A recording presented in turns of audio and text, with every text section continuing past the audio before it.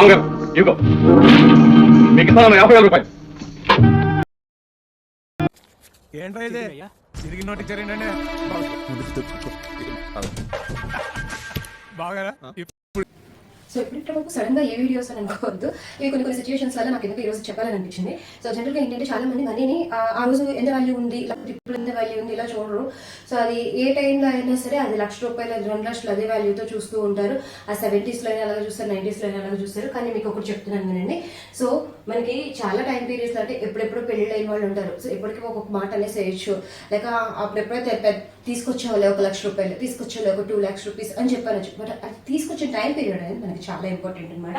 So ఇప్పుడు ఒకసారి కట్టుకుంటే కనుక నేను గోల్డ్ ప్రైసెస్ కంపేర్ చేస్తాను. 1970s లో మనకి 10 grams ఆఫ్ గోల్డ్ వచ్చేసరికి మనకు ₹184 ఉంది.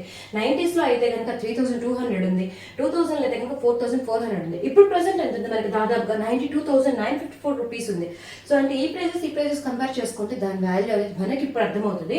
సో ఒకవేళ ఎవరికైనా మ్యారేజ్ 2000 లో అయ్యింది అని అనుకున్నాం, ఓకే 2000 సంవత్సరంలో పెళ్లి అయ్యింది అనుకున్నాం, వాళ్ళు ఒక 2,00,000 గిఫ్ట్ గా ఇచ్చారు. నేను ఆ పదం వాడలేకపోతున్నాను, ఓకే గిఫ్ట్ గా ఇచ్చారు అని అనుకుందాము.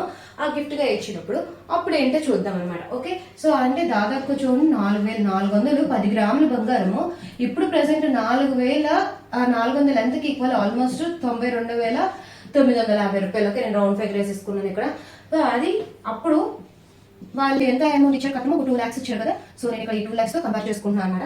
సో మనకు ఒకసారి క్యాలిక్యులేట్ చేసుకుంటే కనుక ఆ వాల్యూ ఎంత వస్తుందంటే 4,22,500, ఓకే విచ్ ఈస్ ఆల్మోస్ట్ 42,25,000 అనమాట. అంటే అప్పుడెప్పుడు 2000 సంవత్సరాలు తీసుకొచ్చింది 2,00,000 అని అంటే కనుక 2,00,000 ఇప్పుడు ఎంతతో సమానమైంది 42,25,000.